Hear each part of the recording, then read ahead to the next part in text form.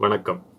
இது டிஎம்எஸ் ரசிகர் திராவிட செல்வன் வழங்கும் கவிஞர் வைரபாரதியின் நான் ஏன் டிஎம்எஸ் ரசிகன் பாகம் 84.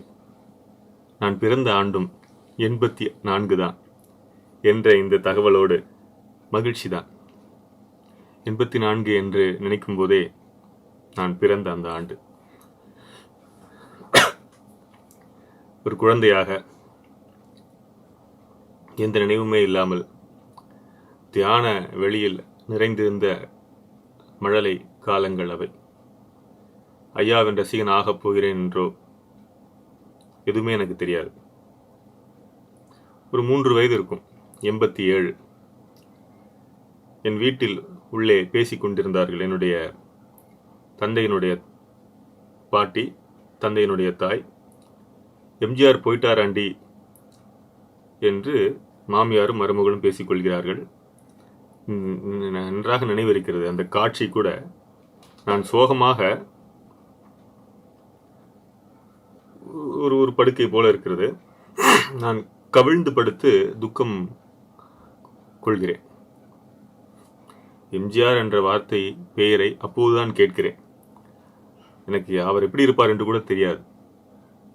ஆனால் அந்த நேரத்தில் ஐயோ எம்ஜிஆர் போயிட்டாரே என்ற ஒரு வருத்தம் எனக்குள்ளே ஆழமாக பதிந்திருந்ததை அந்த காட்சி கூட இன்னும் என்ன நினைவில் பசுமையாக இருக்கிறது. அது ஏன் எனக்கு தெரியவில்லை.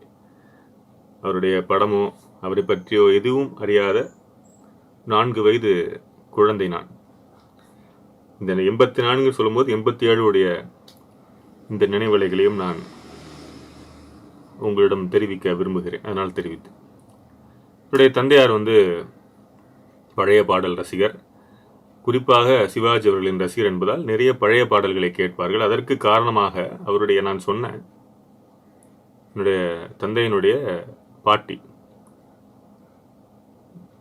தந்தையினுடைய அம்மா அவர்கள் தீவிரமாக சிவாஜி அவர்களின் ரசிகர். அந்த ரசிகைக்கு அதனால்தான் இவருக்கும் அந்த ரசனை தொற்றிக் கொண்டது என்றால் அது மிகையே இல்லை. அப்படி இருக்கின்ற பொழுது என்னுடைய தாயினுடைய தந்தை மக்கள் திலகத்தினுடைய நண்பர், உரிமை குரல் விநியோகஸ்தர். அந்த நேரத்தில் இயக்குனர் ஸ்ரீதர் அவர்களுக்கும் நண்பராக இருந்தவர். அவர் நிறைய மக்கள் திலகம் பற்றி எல்லாம் சொல்லுவார். அவர் சந்தித்தது, அவர் ஏதாவது இந்த படத்தின் விஷயமாக பேச வந்தால் உணவருந்தி விட்டு தான் பேசவே வைப்பார். அவர் மணி சார் போய் சாப்பிடுங்க என்பார். இல்லை அது படம், போய் சாப்பிடுங்க, அதான் முக்கியம், அதை சாப்பிட்டு வாங்க, ஊர்லேருந்து வந்திருக்கீங்க என்று பதிவு செய்வார். ஏன்னா எனக்கு வியப்பாக இருக்கும், ஆச்சரியமாக இருக்கும். இந்த காலகட்டத்தில் தான் சில ஆண்டுகள் கழித்து நான் பார்த்த படம் பல்லாண்டு வாழ்க. இப்படி நான் அவருடைய ரசிகனாக மாறினேன். எனக்கு சிவாஜி அவர்களுடைய படங்களும் பிடிக்கும். இதில் இன்னைக்கு ஒரு பதிவுக்கு முன்னாடி over acting versus over singing அப்படின்னு பார்க்கும் பொழுது, ஓவர் ஆக்டிங் அப்படின்னு பார்க்கும்போது ஏற்கனவே சொன்னதை போல கேமராக்கு மட்டும் தான் ஃபோக்கஸ் லென்ஸ் உண்டு, கண்ணுக்கு கிடையாது. ஆனால் கண்ணுக்கு இருக்கிற அந்த 3D உடைய விஷனரி கேமராவுக்கு கிடையாது. ஆக நான் க்ளோஸ்அப்பில் வைக்கும்போது சில ஷார்ட்ஸ் என்ன டைரக்டர் மாதிரி பேசுகிறான்ட்டு நீங்கள் நினைக்கலாம். ஒரு நல்ல விஷயமாக, ஒரு அதிர்ஷ்டவசமாக நான் பாடல் எழுதிய படத்திற்கு நான் உதவி இயக்குனராக பணியாற்றுகின்ற ஒரு வாய்ப்பு எனக்கு கிடைத்தது. முதலாக அந்த படம் பேர் களரி. யூடியூப்ல தேடி பார்க்கலாம், படமே இருக்கு. அதில் முதல் சாங் இருக்கும், இன்ட்ரோ சாங் சொல்லுவாங்க. அதை நான் தான் எழுதியிருந்தேன். அந்த சாங் 4 ஆண்டுகள் எடுத்தார்கள். ஷெடியூல் போட்டது 3 நாள். ஒரு பெரிய ஒரு மைதானம். அந்த மைதானத்தில் அந்த ஊரில் நடக்கிற மைதானம், அதில் இந்த கேரக்டர்ஸ்லாம் வராங்க. பாடல் மலையாளத்தில் நிகழ்கிற கதை, ஆனால் மலையாளத்தில் வாழ்கின்ற தமிழர்கள். அப்போ மலையாளத்தில் வாழ்கிற தமிழர்கள்னா அது சென்னை தமிழர்கள், திருநெல்வேலி தமிழர்கள், திருச்சி, மதுரை, கோயம்புத்தூர் எல்லா தமிழர்களும் அங்கே ஒரு ஏரியாவில் இருக்கிற மாதிரியான கதை. ஏன் இவ்வளவு சொல்கிறேன் அப்படின்னா, அந்த பாடல் பதிவு 4 நாட்கள் நிகழ்ந்தது. எப்படி எடுக்கிறார்கள், எந்த கோணத்தில் எடுக்கிறார்கள், இந்த ட்ராலி இதெல்லாம் இருக்கும். இதெல்லாம் பார்த்து பிரமிக்கவும் செய்தேன். இன்ச்சு பை இன்ச்சாக தான் நகர்கிறது. இப்போ படல் சுருள்லாம் கிடையாது, உங்களுக்கு வேஸ்டேஜ் அப்படின்னு கிடையாது. நேரம் வேண்டுமானால் அது ஒரு நாளைக்கு இவ்வளவு அப்படின்னு வச்சுருந்தாங்கன்னா அது நாட்கள் தாண்டினால் அது உங்களுக்கு வந்து பணம் தான் இதாகுமே தவிர உங்களுக்கு சுருள் அது வந்து வீணாகாது. டிஜிட்டல் வந்து விட்டதா, டிஜிட்டலே இல்லாத காலகட்டத்தில் எப்படி அவர்கள் வந்து நடித்திருக்க வேண்டும். இப்போ வந்து ஒவ்வொரு லைனாக ரெக்கார்ட் பண்ணுறாங்க. உங்களுக்கு தெரியும் அதெல்லாம். அந்த காலத்தில் இப்படி கிடையாது. ஒரு தபலாவில் ஒரு ஸ்ருதி விட்டாலும் கூட மீண்டும் தொடர வேண்டும், மீண்டும் முதலிலிருந்து ஆரம்பிக்க வேண்டும். ஐயாவுக்கு வந்து ஒரு நேற்றுடைய பதிவில் வந்து 83வது பகுதியில் பதிவு வந்து ஒரே பாடல். அந்த படத்தில் தான் இங்கிருந்து வந்தாள், நான் உன்னை அழைக்கவில்லை. அந்த நான்கிற அவருக்கு வந்து சரியா திருப்தியாக வரல என்பதற்காக 30-40 தடவை பாடுகிறார். 40 தடவையும் இந்த பின்னணிலாம் இருக்கு, அதெல்லாம் வாசிக்கணும். இப்போதெல்லாம் ஒவ்வொரு நாட்கள் ஒவ்வொரு இதை வச்சுக்கிறாங்க. பின்னணி இசையை வந்து தபலானா ஒரு நாளைக்கு கூட்டிட்டு வருது. பெரும்பான்மையாக 90% இன்பில்ட் மியூசிக் இருக்கும் இந்த கம்ப்யூட்டரில். இப்போ நம்ம செல்ஃபோனில் ஆப்னு இருக்குல்ல, அது மாதிரி கம்ப்யூட்டர்லேயே சில சாஃப்ட்வேர் இருக்குது, நியாண்டோ போன்ற. அதுலேயே அந்த இன்பில்ட் மியூசிக் இருக்கும். இதுலேயே அவங்க வந்து ஸ்ட்ரெச் பண்ணிப்பாங்க. பாடலுடைய தரமும் அதுவும் கூட பொருளாதார அடிப்படையில் தான் உருவாக்கப்படுகிறது. சின்ன பட்ஜெட் என்றால் எல்லாருமே லைவ் போக மாட்டாங்க. உங்களுக்கு தெரியும், தெரியாவிட்டாலும் தெரிந்து கொள்வதற்காக சொல்கிறேன்.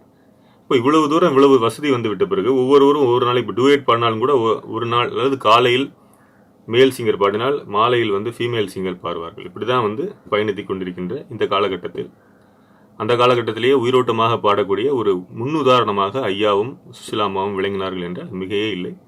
அவர்களுடைய அடி ஒட்டி நாம் என்ன இப்பெல்லாம் செய்யலாம் அப்படின்னா, தெளிவான உச்சரிப்பு, எந்தெந்த வரிகளில் உணர்ச்சியை தர வேண்டுமோ அந்த வரிகள். கூடுதலாக ஐயா கடைபிடித்த ஒரு ஃபார்முலா, ஒரு பாணி வந்து பாடலின் முன் சூழல் பின் சூழல் இதெல்லாம் கேட்டுப்பார். அந்த கதாபாத்திரம் சிவாஜி, எம்ஜிஆர், ஜெய்சங்கர், முத்துராமன் இதெல்லாம் தாண்டி அந்த கதாபாத்திரம் இந்த பாடலை ஏன் பாட வேண்டும் என்பதெல்லாம் அவர் யோசித்து அவர் உள்வாங்கி பாடுவார். அதனால்தான் பாடல் இன்னமும் சிறப்பாக இருக்கிறதுக்கான மிகவும் காரணம். ஏதோ பாடினோம் அடுத்த ரெக்கார்டிங் வேற ஸ்டுடியோவுக்கு போவோம் என்ற ஒரு வகையில் அவர் வந்து தப்பிச் செல்லவில்லை, ஓடி செல்லவில்லை. பொருளாதாரம் மட்டுமே அவருக்கு குறி என்ற ஒரு தன்மையும் அவரிடம் இல்லை. பாடல் நிலைக்க வேண்டும், காலாகாலத்திற்கு நம்முடைய பாடலை கேட்டுக்கொண்டிருக்க வேண்டும் என்ற ஒரு எண்ணம், அதுதான் ஆழ விதை. அந்த எண்ணத்தை விதைத்தார். இன்னமும் அது வளர்ந்து கொண்டிருக்கிறது. பல ஆயிரம் ஆண்டுகள் கழிந்தும் அந்த ஆலமர நிழலில் நாம் இளைப்பாறுவோம். என்னைப் போல நிறைய இளைய தலைமுறையினர் வந்து பேசுவார்கள் என்பதில் எனக்கு எந்த விதமான சந்தேகமே இல்லை. ஆக க்ளோஸ்அப்பில் வைக்கும் பொழுது நம்ம ஓவராக, அதாவது முகபாவனைகளை அதிகமாக காட்டினா அது ஓவர் ஆக்டிங்காக தெரியும். வேலை சிம்பிள். இப்போ பாடலுக்கு தெரியும், எனக்கு தெரியாது. காரணம் என்னவென்றால் அதற்கு லகான், அதனுடைய கடிவாளம் தான் மெட்டு. நீங்கள் மெட்டை தாண்டி பாட முடியாது. உதாரணமாக ஒரு ராகம் இருக்கிறது, அந்த ராகத்திற்கு ஸ்வரம் இருக்கும். சில ராகம் சம்பூர ராகம் என்று சொல்வார்கள், 7 ஸ்வரமும் வரும். சில ராகத்தில் 7 ஸ்வரம் வராது, ரீ வராதுன்னு வச்சுக்கோங்களேன். சரிகம இல்லை சகரிம இல்லை சகமப்ப அப்படின்னு வச்சுக்கோங்க. உதாரணம். எனக்கு இசை ஞானம் அந்த அளவுக்குலாம் இல்லை, எனக்கு ரசனை ஞானம் தான் உண்டு. ரசிப்பதற்கும் ஞானம் வேண்டும் என்பதை இந்த நேரத்தில் நான் பதிவு செய்து கொள்ள விரும்புகிறேன். ஆக இப்போ ஒரு ரீவர் இல்லை வந்து மேல் சஜ்ஜமம்லாம் சொல்கிறாங்க இல்லையா, சா, அது மாதிரிலாம். அதில் ஏதாவது ஒரு ஸ்வரம் வரலைன்னா அது வரவே வராது பாடல் முழுக்க. ஐயா பாடுகின்ற பொழுது அந்த பாடலின் மேல் எழுதி கொள்வார். சக மப்பா அப்படிலாம் எழுதிப்பார். சக மப்பானா சக மப்பா தான் பாடுவார், ரீய பாட மாட்டார். அல்லது அந்த மாலை வந்து மேல் மத்தியமம் கீழ் மத்தியம்லாம் இருக்குது. மேல் ஸ்தாய் கீழ் ஸ்தாய் நம்ம புரிஞ்ச மாதிரி பேசுவோம். மேல்லாம் இருந்ததுன்னா மேல் தான் பாடுவார், கீழே பாட மாட்டார். மெட்டு எப்படியோ தண்டவாளம் எப்படியோ அப்படியே ரயில் பயணம். இதை போல தான் அதுக்குள்ள அவர் செய்த மந்திர வித்தை தான் இவ்வளவும். இப்போ இது ஓவர் சிங்கின்னு வராது. நாம் அவர் ஸ்ருதி சுத்தமாக பாடுவார் என்பது உலகம் அறிந்த விஷயம். ஸ்ருதியை கடந்து ஸ்வரம், இந்த ஸ்வரங்கள் அவர் தவறே செய்ய மாட்டார். ஸ்வரங்களில் வந்து நான் கொடுத்த ஸ்வரம் இது இல்லையே அப்படின்னு இசையமைப்பாளர் ஒரு தடவும் கூட ஐயாடம் கேட்டதில்லை. அதற்குள்ளே அவர் வந்து மக்கள் திலகத்தை போல் பாடுவதோ, சிவாஜி அவர்களை போல் பாடுவதோ, ஜெய் சங்கர் சாருக்கு பாடுவதோ, இதெல்லாம் அந்த ஸ்வரங்களுக்கு உள்ளே நடக்கின்ற மாயாஜால வித்தை. அது எப்படி சாத்தியம்? அப்போது அது ஓவர் சிங்கிங்கும் வராது, ஒரு ஸ்வரங்கள் தாண்டவே தாண்டாது. தாண்டி பண்ணாலும் ஓவரா இந்த காட்சிக்கு இந்த கதாபாத்திரம் இப்படித்தான் நடந்து கொள்ளும்னு ஒரு ஸ்கெட்ச் இருக்கும். இப்போ இந்த காலத்தில் நிறைய இளைய தலைமுறையினருக்கு தெரிந்திருக்கிறது. மிகுந்த பணக்காரனாக இருக்கானா ரொம்ப எமோஷன் ஆக மாட்டான். எல்லா பணக்கார கேரக்டரும் எமோஷனாகவே காட்டக்கூடாது. எமோஷனாகவே இருந்தாலும் அவன் காட்டிக்க மாட்டான். ரொம்ப எமோஷனாக இருந்தால் பணக்காரன் ஆக முடியாது. உண்மைதானே? ரொம்ப பந்த பாசம், இந்த சென்டிமெண்ட்ஸு இதுக்குள்ளெல்லாம் சிக்கிட்டாங்கன்னா பொருளாதார ரீதியாக பெரிய ஆக முடியாது. ஏன்னா இதுக்குள்ளேயே உழன்றுருவாங்க, கொஞ்சம் செல்ஃபிஷாக இருப்பாங்க. அதுக்கு நல்லது தீமை அதெல்லாம் விட்டுருவோம். இது சைக்காலஜி. இப்போ வந்து ஏதோ ஒரு சீன் இருக்குது, ஏதோ ஒரு படத்தில் ஒரு பெரிய பணக்காரர் வந்து ஏதோ ஒரு தப்பை பார்த்துடுறாரு, வீட்டுக்குள்ளேயே நடக்குது அப்படின்னா உடனே எமோஷனை அடி இது பண்ணி அப்படிலாம் பண்ண மாட்டாங்க. நீங்கள் வேணால் அதை வந்து நீங்கள் சில பேரோட வாழ்க்கையை நீங்கள் யூடியூப்ல நிறைய வாழ்க்கை வரலாறுகள்லாம் நீங்கள் பார்க்கலாம், கேட்கலாம். பண்ண மாட்டாங்க. இதெல்லாம் நம்ம வந்து ஸ்டடி பண்ணணும். ஸோ இந்த நேரத்தில் வந்து எனக்கு இந்த நடிப்பு நன்றாக வரும் என்பதற்காக நாம் செய்யக்கூடாது. அந்த கதாபாத்திரத்துக்கு என்ன தேவையோ அது மட்டும் தான் செய்யணும் என்பதையெல்லாம் ஒட்டி தான் நடிப்பு இருக்கிறது. இதைத்தான் ஓவர் ஆக்டிங் சொல்கிறோம். புரிகிறதா? ஆனால் ஓவர் சிங்கிங்கே கிடையாது. ஏன்னா நீங்கள் ஸ்வரத்துக்குள்ளே தான் பாடி ஆகணும், தாண்ட முடியாது. தாளத்துக்குள்ளேயும் பாடி ஆகணும். உங்களுக்கு 2 கையில் சங்கிலி பிடிச்சி இழுப்பதை போல ஒரு பக்கம் ஸ்வரம், ஒரு பக்கம் தாளம். இதற்குள்ளே தான் நீங்கள் பாடியாக வேண்டும். 4 நிமிடம் தான். அதுக்குள்ளே நீங்கள் செய்கிற மந்திர வித்தையே உங்களுடைய சாமர்த்தியம். Ball is on your court என்பார்கள், ஒரு ஆங்கில வசனம். அதில் நீங்கள் என்ன கோல் அடிக்க முடியுமோ இல்லை ஃபவுலே அடித்தாலும் அது அவர்களுடைய சாமர்த்தியம். இந்த ஒரு இக்கட்டான அதான் ஒரு தண்டவாளம் 200 தண்டவாளம் மாதிரி, ஒரு தண்டவாளம் ஸ்வரம், இன்னொரு தண்டவாளம் வந்து தாளம். இதில் வந்து அவர் வந்து விமானம் ஓட்டியவர் ஒரே பாடகர் ஐயாவை தவிர வரை யாரும் கிடையாது. நடிப்பில் கூட நம்ம சொல்லிடுவோம் ஓவர் ஆக்டிங்காக இருக்குது, இல்லை இதில் நடிக்கவே இல்லை இப்படிலாம் சொல்லுவோம். இன்னும் கொஞ்சம் பெர்ஃபார்மன்ஸ் பத்தலை. இந்த காலத்தில் நிறைய பேர் அதை சொல்லலாம். நிறைய படங்களை இப்போது காலகட்டத்து படங்களை எல்லாம் பார்த்து நடிக்கவே இல்லை, இதில் காதல் இதில் அவனுக்கு காதலே வரல. எனக்கு தெரிஞ்சு 2 தான் ரொம்ப கடினம். காதல், நகைச்சுவை. நகைச்சுவைன்னு சொல்லி குணஷ்டை பண்ணுறது, மூஞ்சி அப்படிலாம் வச்சுக்கிறது, இதெல்லாம் நம்ம நிறைய அவங்களுக்கு செஞ்சுக்காத காரணம்னா நீங்கள் அது பழைய படத்துலையும் பார்த்துருக்கலாம். சில கதாநாயகர்கள் பண்ணோம், அதெல்லாம் நகைச்சுவை கிடையாது. நகைச்சுவைக்கு உதாரணம் உங்களுக்கு சொல்லவே தேவையில்லை. நாகேஷ் ஐயா இருக்கார், சந்திரபாபு ஒரு விதமான நகைச்சுவை, வடிவேல் இருக்கார் ஆல் டைம். எங்கள் தலைமுறையினர் வந்து தலைவா என்று சொல்லும் வடிவேல், அவரும் வந்து ஐயாவுடைய தீவிரமான ரசிகர். உங்களுக்கு தெரியும், பாடல் பாடியிருக்கிறார். அவர் வந்து அங்கே அந்த இறுதி நாட்களில் வந்து அவர் வந்து பாடியது எல்லாம் உங்களுக்கு தெரியும். அதுதான் அது குணஸ்டை எல்லாம் கிடையாது. அதோட நகைச்சுவை என்பதும் கடினம், டைமிங் வரணும். கமல் அவர்கள் வந்து டைமிங்க்கு ரொம்ப அழகான உதாரணம். Timing comedy. அவருக்கு பின்னாடி ஒரு சப்போர்ட்டிங் பெரிய ஒரு நகைச்சுவை கதாபாத்திரங்கள்லாம் இருக்கவே இருக்காது, அவரே சமாளிப்பார். மைக்கேல் மதன காமராஜர். இதெல்லாம் ஏன் சொல்லிக்கிறேன் என்றால் இதெல்லாம் கடினமான விஷயம். காதலும் கடினமானது. ஜெமினி அவர்களுக்கு தான் அந்த காதல் வந்து அவ்வளவு அற்புதமாக வரும். ஏன்னா ஜெமினி அவர்கள் வந்து மென்மையான நடிப்பு, அந்த ஒரு பாணியை வந்து பின்பற்றி கொண்டே இருந்தார்கள். அவர் ராஜாவை நடிச்சிருக்காரு, அவர் வந்து சரித்திர படம் நடிச்சிருக்காரு, அவர் புரட்சிகரமான படம் நடிச்சிருக்காரு, நீங்கள் நிறைய பார்த்துருப்பீங்க. அந்த காதல்னா அவர் தான். ஆனால் காதலுக்கு ஒரு மென்மையான ஒரு தளம் இருக்கும். காதல் செய்ய வேண்டும், அதே சமயத்தில் வழிவதை போல இருக்கக்கூடாது. இதெல்லாம் ஒரு எரேசர் மாதிரி, ஒரு ரோடு மாதிரி, அது நடக்கிற மாதிரி, கத்தி மேல் நடப்பதை போல சூட்சமாக இருக்க வேண்டும். இன்றைய நான் ஏன் டிஎம்எஸ் ரசிகன் பகுதியில் ஐயாவனுடைய பண்பாட்டு சரித்திர நூலில் இருந்து பேசுகிறேன். கண்கள் அப்படி ஒரு படம், 1954 படத்தில் சகோதரியிடமிருந்து வரும் கடிதத்தை வந்து சகோதரன் சிவாஜி அவர் நடிச்சிருப்பாரு. அவர் படிக்கும் போது படித்து முடிச்சுன்னு அழுதுறாரு. எல்லாரும் கேட்கும் பொழுது என்னுடைய சகோதரி நினைவு வந்து விட்டதுன்னு சொல்கிறார். இப்படி இருக்கிற பட்சத்தில் கேபி கொட்டாரக்கரா ஒரு கதைவசனகர்த்தா, ரொம்ப அற்புதமாக மலையாள படங்களுக்கெல்லாம் எழுதக்கூடியவர். அதில் வந்து நிறைய படம் எழுதியிருக்கிறார். ஆத்மசகி, பொன்கதிர், பாலியசகி, அவகாசி போன்ற மலையாள படங்களுக்கெல்லாம் கதைவசனம் எழுதியிருக்கிறார். அவர் வந்து இங்கே சென்னைக்கு வந்ததே மலையாள படங்களுக்கு எழுத வேண்டும், அதே சமயத்தில் தமிழிலும் அவர் வந்து தன்னுடைய கதை வசனங்களை எழுத வேண்டும் என்ற ஒரு எண்ணத்தோடு வருகிறார். இந்த நேரத்தில் வந்து அவர் வந்து அவருடைய கதை சொல்கிற பாணி வந்து ரொம்ப அற்புதமாக இருக்குமா.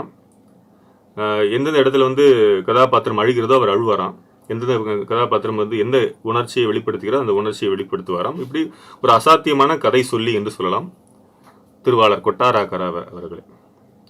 அந்த நேரத்தில் சிவாஜி அவர்களுக்கு வேண்டியவர்கள் வந்து அவரோட சொந்தக்காரங்க இவங்கெல்லாம் வந்து தயாரிப்பு நிறுவனங்கள்லாம் ஆரம்பிக்கிறாங்க. இதில் வந்து எம்ஆர் சந்தானம் அவர்களா, எம்ஆர் சந்தானம் அவர் ஐயா வந்து அவருடைய புதல்வன் தான் நம்ம சிவாஜி அவர்கள். அந்த எங்கேயோ போயிட்டீங்க சார் என்ற அபூர்வ சகோதரர் படத்தில் வந்து போலீஸ் கான்ஸ்டபிள் அவருடைய அப்பா தான். அவரெல்லாம் ஒரு பட கம்பெனி ஆரம்பிக்கிறார், ராஜாமணி பிக்சர்ஸ் சொல்லி சிவாஜி அவருடைய அம்மாவுடைய பேரில் ஆரம்பிக்கப்படுகிற. அந்த இது பல கதைகள் கேட்கிறார் சிவாஜி அவர்கள். அவருக்கு இன்னும் திருப்தியாக இல்லை, அவருக்கு பொறி தட்டலை. நிறைய படத்தில் நடித்து கொண்டிருப்பதால் அவருடைய கதையை ஓரளவுக்கு கேட்கின்ற ஒரு அனுபவத்தால் வரக்கூடிய விஷயம் இல்லையா இதெல்லாம். இந்த பட்சத்தில் வந்து இவர் வந்து இப்போ கொட்டாரக்கரா கரெக்டாக வர்றார், அதான் டைம், இறைவன் இணைக்கின்ற பாலம் வந்து இந்த கதையை சொல்கிறார். என்ன கதை அப்படின்னா, ஒரு சின்னஞ்சிறு வயதிலிருந்து ரொம்ப ஏழ்மையான குடும்பம், ஒரு அண்ணா அந்த தங்கையை வந்து ரொம்ப பாதுகாப்பாக வளர்க்குறான், இது பண்ணுறான். அவளுக்கு வந்து ஒரு காதல் ஏற்படுகிறது. அவன் பொம்மை விற்கிறான், உயர்ந்து பெரிய பணக்காரன் ஆகிடுறான். அந்த நேரத்தில் காதல் திருமணத்தை சப்போர்ட் பண்ணி கல்யாணம் பண்ணி வைக்கிறாங்க. பண்ணி வைக்கும் பொழுது ஏதோ ஒரு குடும்ப சூழலில் 2 பேரும் பிரிகிறபடி நேர்கிறது. அந்த நேரத்தில் ஒரு அண்ணன் தங்கை ஒரு பாச கதை தான், பெரிய ஒரு கதை, ஒரு என்ன சொல்கிறது, ஒரு வித்தியாசமான கதையெல்லாம் இல்லை, அந்த நாள் மாதிரிலாம் கிடையாது. ஆனால் அண்ணன் இறக்கின்ற அதே சமயத்தில் தங்கையும் இறந்து போகிறாள். பொதுவாக ஒரு கணவன் இறந்தால் மனைவியும் கூட இறப்பார்கள். நம்ம தொலைக்காட்சி மட்டும் தினசரி செய்திகள்லேயே நம்ம வாசிக்கிறோம். நான் போன மாதம் கூட வாசித்தேன், ஒரு வயதான தம்பதி 2 பேரும் ஒரே நேரத்தில் இறந்து போனார்கள் அப்படின்னு. ஆக இந்த அண்ணன் தங்கை வந்து அண்ணன் இறந்தால் இப்படி தங்கை இறப்பாள், அதுதான் இதில் புதுமையாக இருந்தது அப்படின்னு இங்கே பதிவு செய்யப்பட்டிருக்கிறது. அதான் உண்மை, கரெக்டு தான். அவர் நம்ம வாமனன் அவர்கள் எழுதியது. இந்த காலகட்டத்தில் இதில் வந்து இந்த படம் வந்து அவருக்கு பொறி தட்டி விடுகிறது. சரி, ஏன்னா அந்த இதில் அழறாரு கொட்டாரக்கரா, இப்பெல்லாம் எதெல்லாம் அழணுமோ அழுது இதெல்லாம் உணர்ச்சி வசப்பட வேண்டுமோ அப்படிலாம் பட்டு. ஏன்னா அவர் கதை சொல்கின்ற பொழுது தயாரிப்பாளரோ இயக்குனரோ இல்லை கதாநாயகனோ தொலைபேசி வந்தாலும் எடுக்கக்கூடாதுன்னு ஒரு கண்டிஷன் போட்டு வரான். அப்படியே தொலைபேசி வந்தாலும் அந்த ஃபோனை அட்டன் பண்ணி பேசக்கூடாதுன்ற ஒரு கண்டிஷன் போட்டு வரான். ஏன்னா இவருடைய இந்த ஃப்ளோ ஓட்டம் வந்து நின்று விடும் என்ற ஒரு எண்ணத்தை இப்படி சொல்லுவாராம். இவ்வளோ பெரிய உண்மை பாருங்க. ஏன்னா ஒரு உணர்ச்சிகரமாக ஒரு பிரவாகம் சென்றுகின்ற பொழுது கையை வச்சு மறைச்ச மாதிரி ஆயிடும். அந்த நேரத்தில் பாடல்கள் எல்லாம் பிரமிக்க இதாக வருகிறது. அதான் அந்த பாசமலர், உங்களுக்கு தெரியும், ஒரு காவியமான படம் இது. அண்ணன் தங்கைக்கு இன்று வரை உதாரணமாக விளங்குகிற படம் அது. அதில் வந்து ஒரு பொதுவாக ஒரு கதாநாயகன் கனவு கண்டால் காதலியை பற்றி கனவு காணுவான், மனைவியை பற்றி கனவு காணுவான், அதில் பாடல் வரும் பொதுவாக அப்படிதான். ஆனால் தங்கையை பற்றி தங்கை தூங்குகிறாள், ஒரு கனவு பாடல் வருகிறது. மலர்களைப் போல் தங்கை உறங்குகிறாள், அண்ணன் வாழ வைப்பான் என்று அமைதி கொண்டாள், தூங்குறா. கலைந்திடும் கனவுகள் அவள் படைத்தாள், கற்பனை திறனில் பறந்து சென்றால் வரும் கனவுலாம். இதில் முக்கியமான இதில் வந்து அந்த சிச்சுவேஷன் படி பார்த்தா கலைந்திடும் கனவுகள் போட வேண்டிய அவசியம் இல்லை. ஆனால் கவியரசர் கண்ணதாசரிடம் முழு பாடல் எழுதுவதால் அவருக்கு கதை சொல்லப்பட்டிருக்கலாம், முழு கதையும் அவர் கேட்டிருக்கலாம். அதனால் என்ன பண்ணுறா, கடைசியில் இது கலைந்து தான் போகுது. ஏன்னா அவள் கொண்ட திருமண வாழ்க்கை கலைந்து தான் போகிறது. அவள் வந்து அண்ணனோடு சேர்ந்து சொர்க்கலோகம் போகிறாள், இப்படி வச்சுக்கலாம், மேலே மேலே டெத் ஆக போகிறா. அதனால் கலைந்திடும் கனவுகள்னு போட்டார். அதான் கவியரசர். கவியரசர் தவிர இந்த இப்படிலாம் வார்த்தையை வந்து ஒரு படத்தை சொல்லிட்டார். கலைந்திடுங்கிற ஒரு வார்த்தையில் கிளைமேக்ஸ் சொல்லிட்டார். எத்தனை பேர் கவனிச்சாங்கங்கிற ஒரு பதிவு, அருமையான பதிவு வாமனன் அவர்கள் நோட் செய்திருக்கிறார்கள். இதை நல்ல மெட்டு லாபகமாக. அதில் ஐயாவோட குரல் அப்படியே கண்ணை மூடி கேட்டால் சிவாஜி அவர்கள் பாடுவதைப் போலவே இருந்தது. இன்னமும் நம்ம கேட்டுக்கொண்டிருக்கிறோம். அந்த அற்புதங்களை எல்லாம் அவர் இப்படித்தான் நிகழ்த்தினாரோ. நான் சொன்னதை போல இந்த ஒரு தண்டவாளத்தில் அவர் விமானத்தையே ஓட்டியவர், வேறு யாருமே கிடையாது. வேறு எந்த கலைஞனுமே நீங்கள் ஏன்னா எந்த கதாநாயகனுக்கு இஸ் எ ஸ்டைல் ஆஃப் ஒரு ஃபார்முலா இருக்கும் நடிப்பில், அவ்வளோ அதான் நடிப்பாங்க. அதை மாற்றி நடித்தாங்கன்னா மக்கள் ஏற்றுக்க மாட்டாங்கிற ஒரு மைண்ட் செட்டில் எல்லா படமும் ஒரு 50-60 படங்கள் நடித்த பிறகு அதே ஃபாலோ பண்ணுவாங்க. ஆனால் அப்படிப்பட்ட நடிகர்களுக்கே ஒரே ஃபார்முலா தான் ஃபாலோ பண்ணிட்டு தான் நடிப்பாங்க எல்லாருமே. உணர்ச்சி வசமாக படக்கூடிய ஒரு ஒரு ஒரு நடிகர் நடிப்பார். இதில் வந்து ரொம்ப எழுச்சி மிகுந்த மக்கள் திலகம் எழுச்சி மிகுந்த ஒரு நடிகர். சிவாஜி அவர்கள் வந்து உணர்ச்சி வசப்படக்கூடிய ஒரு நடிகர். இப்படி தான் அவங்களுடைய ஃபார்முலா, ஒரே ஃபார்முலா தான். A+B கூட A²+B²+2AB. இப்படி தான் அவங்களுக்கு ஒரு தனி மக்கள் திலகம் தனி பேட்டர்ன், சிவாஜி அவர்களுக்கு ஒரு தனி பேட்டர்ன். இது ஒரே பேட்டர்ன் ஒன்று தான். அது எழுச்சி, இது உணர்ச்சி வசப்படக்கூடியது. எல்லாத்துலேயும் அப்படி தான் பண்ணுவார். இவர் எல்லாத்தையும் எழுச்சியாக இது பண்ணுவார். அவர் உணர்ச்சி வசப்பட மாட்டார். நல்லா பாருங்கள், நல்லா கவனிங்க. ஒன்லைன், இவங்க 2 பேருடைய ஒன்லைன் தான் இவங்களுடைய படங்களுக்கு நான் சொல்கிறேன். தனிப்பட்ட வகையில் நான் எதுவும் பேசலை. எம்ஜிஆர் படங்கள் என்றால் எழுச்சி மிகுந்த, சிவாஜி அவர்கள் படங்கள் என்றால் உணர்ச்சி மிகுந்த, உணர்ச்சி வசப்படுவது தான். அதை தாண்டி எதுவுமே இவங்க 2 பேரும் பண்ணல. ஆனால் அவர்களுக்கே பல மாய வித்தைகளை எல்லாம் ஐயா வந்து தன்னுடைய குரலில் செய்த ஒரே கலைஞன் அவர் தான். இந்த வேர்ல்டு இண்டஸ்ட்ரியிலே அவர் ஒருத்தர் தான். ரொம்ப பகிரங்கமாக நான் அதை சொல்ல முடியும். சிவாஜி அவர்களுக்கு பாடுவதே பலவித உணர்ச்சிகளை காட்டியிருப்பார், பலவித பாவனைகளை காட்டியிருப்பார், குரலிலேயே படம் காட்டுவார் ஐயா. அதான் எனக்கு ஆச்சரியமாகவே இருக்கும். இந்த பாடலும் அப்படி, மலர்களை போல். இதில் வந்து மிஸ்ர கதியில் வந்து பாடல் குறைவாம். அப்படியே அந்த பாடல்கள் வந்தாலும் அது வெற்றி பெற்றது குறைவு என்று, ஏன்னா வாமனர் அவர்களுக்கு சங்கீதம் தெரியும் என்பதால் அதில் ஒரு பாடல் வருகிறது. அந்த பாடல் கிளைமேக்ஸ் பாடல். கிளைமேக்ஸில் பொதுவாக இந்த காலகட்ட பாணியில் வந்து வேகமான பாடல் தான் இது பண்ணுவாங்க. உதாரணமாக உங்களுக்கு தெரியும், முதல்வன் படத்தில் வந்து வேற ஒரு பாடல் வரிகள் எழுதி வேற விதமாக மெட்டமைத்திருந்தார்களாம். அப்போ டைரக்டர் வந்து இது வந்து இந்த கிளைமேக்ஸுக்கு வந்து இவ்வளோ ஸ்லோவாலாம் இருந்தால் மக்கள் உட்கார மாட்டாங்க, ரசிக்க மாட்டாங்க என்று சொல்லி வேகமான பாடல், உப்பு கருவாடு. ஏன் இதோட நான் ஒப்புமைப்படுத்தவில்லை, இப்படிதான் இப்போது இந்த காலகட்டம் இயங்குகிறது. ஆனால் அந்த காலகட்டம் அப்படியே வந்து உணர்ச்சி வசப்பட்டு கடைசியில் ஒரு மலை உச்சிக்கு சென்று கீழே விழுவதைப் போல நம்ம மனங்களை எல்லாம் மலை உச்சிக்கு சென்று அங்கே வந்து தள்ளக்கூடிய விஷயம் நடக்கும். அந்த தள்ளக்கூடிய இதுதான் அந்த பாடல். அப்படியே விழுந்துருவோம் அந்த பாடலுக்கு. பொதுவாக ஒரு வசனம், ஒரு வாசகம் வரும். இந்த ஒட்டுமொத்த நிலாவுக்கு செல்ல வேண்டும், நிலாவுக்கு செல்லும்போது தமிழ்நாட்டு பொக்கிஷம் என்ற ஒரே ஒரு பாடலை எடுத்துக்கொண்டு செல்ல வேண்டும் என்றால் குடும்ப உறவை வலியுறுத்தக்கூடிய இந்த மலர்ந்தும் மலராத பாதி மலர் போல என்ற பாடலை மட்டும் அங்கே எடுத்து செல்லலாம். உலகமே அழிந்தாலும் இந்த உறவுக்கான பாடல் இது ஒன்றுதான். இப்படிலாம் வந்து நிறைய கவிஞர்கள், புலவர்கள் பேசியதை நான் கேட்டிருக்கிறேன். அது உண்மைதான். ஆக இந்த மலர்ந்தும் மலராத வந்து ஏற்கனவே அவர் வந்து ஒரு எழுதி வைத்த ஒரு இது பாடலாம். அது வந்து மண்ணில் கிடந்தாலும் மடியில் இருந்தாலும் பொன்னின் நிறம் மாறுமா என்ற ஒரு படத்திற்கு அவர் எழுதிய பாடல். அதில் வந்து பிற்காலத்தில் வந்து புலர்ந்தும் புலராத புழுதனையாள் புனலாடி உலர்ந்தும் உலராத தலையுடனே உமையவட்கு அப்படின்னு அந்த ஒரு பாடல், ஏற்கனவே இருக்கின்ற பாடலை வந்து ஒட்டி ஐயா வந்து கவியரசர் வந்து பிரம்மாண்டப்படுத்தியிருப்பார். குடியில் தலை சீவி நதியில் விளையாடி இந்த காற்றை வந்து இதை போல யாராலையும் வர்ணிக்க முடியாது. அதற்கான முன்னோடி அவர் தான். அதற்கு பிறகு நிறைய வர்ணனைகள் வந்தாலும் கூட முன்னோடியாக இருந்தவர் கவியரசர். எப்போதுமே அவர் முன்னோடி தான், ஓடிக்கொண்டிருந்தவர். இப்போதும் நம்மை வந்து அந்த மலர்ந்து மலராத அந்த ஒரு அது தாலாட்டு பாடல் தான். தாய் அண்ணன், அதாவது அண்ணன் தாயாக இருக்கின்ற அண்ணன் தங்கைக்காக இருவருமே சேர்ந்து நம்மை தாலாட்ட வைத்த பாடல் அது.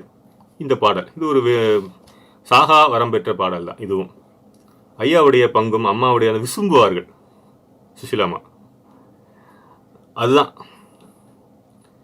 எதற்காக இவர்களை பற்றி நாம் பேச வேண்டும் என்றால் இதுதான். அது அவ்வளவு அற்புதமாக இருக்கும். இந்த காலகட்டத்தில்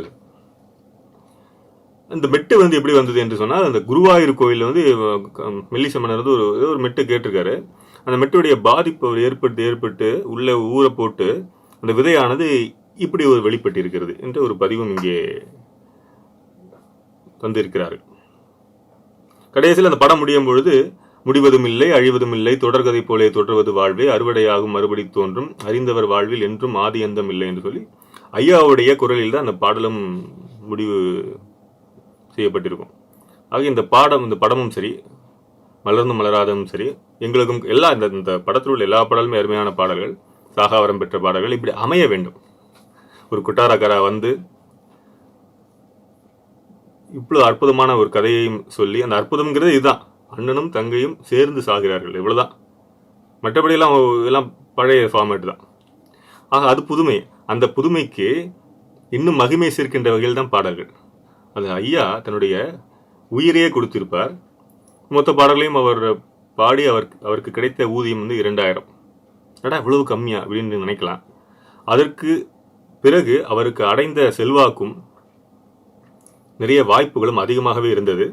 ஐயா அதான் சொல்றேன், பொருளாதார ரீதியாக அவர் பொருள் பற்று அதை பிடித்து கொண்டு எந்த பாடலையும் அவர் முன்னிறுத்தி பாடவில்லை. அந்த காலத்தில் பிற்காலத்தில் அவர் யோசிச்சிருக்கலாம், நம்ம தவற விட்டுட்டோமோ, நம்ம நிறைய கேட்டிருக்கலாம், கொடுத்துருப்பாங்க அப்படின்ட்டு. ஆனால் அதெல்லாம் தோன்றாது ஒரு கலைஞனுக்கு. ராமகிருஷ்ண பரமஹம்சர் விவேகானந்தர்கிட்ட சொல்றார், நீ தான் ரொம்ப வருத்தப்படுறிய, பொருளாதாரம் ரொம்ப சிக்கலாக இருக்குன்னு, காளிகிட்ட போய் கேளு அப்படின்னு சொல்றார். காளிகிட்ட பவதாரணி அங்கே உள்ளே போய் தியானம் செய்கிறார். காளியை தரிசனம் செய்கிறார் விவேகானந்தர். தரிசனம் செய்த உடனே கண் கலங்கி அப்படியே கண்ணீர் தார தாரையாக வருகிறது. என்ன வேண்டும் என்று கேட்கிறாள் காளி. விவேகானந்தர் நீ உன்னுடைய அருள் வேணுமா என்றார் கேட்கிறார். இப்படியே 3 தடவை நடக்கிறது தரிசனம். இதெல்லாம் அவருடைய வாழ்க்கை சம்பவ புத்தகத்தில் இருக்கிறது. நான் சும்மா இட்டுக்கட்டிலாம் பேசல. அப்போ ராமகிருஷ்ண பரமஹம்சர் சொல்றார், ஏன் நீ கேட்கவே இல்லை பொருளாதாரம், இவ்வளவு பெரிய ஆனந்தம் தியானத்தில் தான் தரிசனம் கிடைத்தது, காளியுடைய அம்மாவுடைய தரிசனம், இவ்வளவு பெரிய பேரானந்தத்தில் மூழ்கின்ற போது எனக்கு அதெல்லாம் பெருசா தெரியல என்று விவேகானந்தர் இறுதியாக சொல்வார் ராமகிருஷ்ண பரமஹம்சர் தன்னுடைய குருவிடம். அதே போல்தான் பாடுவதே பேரானந்தம், கரும்பு தின்ன கூலி என்பதை போலத்தான் இதெல்லாம் ஐயாவுக்கு அந்த காலத்தில் உணர்ந்திருப்பார். பாடுவதே ஆனந்தமாக இருந்தது அவருக்கு. பாட வேண்டும் பாட வேண்டும். மூச்சு எப்படி நம்ம உள்ளே வெளியே செல்ல அனிச்சை செயலாக நமக்கு சென்று கொண்டிருக்கிறது. நாம் மூச்சு விடவில்லை, இயக்கம் நம் செய்ய. அதனால நம்ம இயக்கம் நம்ம இல்லை இறைவன் என்று சொல்கிறோம். நீயே மூச்சு விடு என்றால் 2 மணி நேரம் கூட நம்ம சோம்பேறித்தனத்தில் விட முடியாது என்ற ஒரு வகையில் அவர் செய்த அற்புதமான பாடல் அர்ப்பணிப்பு இன்றும் வாழ்ந்து கொண்டிருக்கிறது. காரணம் அந்த அர்ப்பணிப்பு, தொழில் பக்தி, தெய்வ பக்தி. பாட வேண்டும், அவ்வளவுதான். மற்ற எதுவுமே அவருக்கு பாட வேண்டும், அந்த சூழலுக்கு பாட வேண்டும், இதுதான் மனதில் வருமே தவிர இதுல வந்துருச்சா ரெக்கார்டிங் வந்தப்புறம் பைசா, இதெல்லாம் யோசிச்சா இவ்வளவு ஆழமாக இவ்வளவு அர்த்தமுள்ளதாக அவரால் பாடியிருக்கவே முடியாது என்று கூறி இந்த பாடல் இன்று தூங்கு மாதிரி பாடுறாரா, தூங்க வைக்கிறதுக்காக பாடுறாரா, பாருங்க எப்படி பாடுறாரு.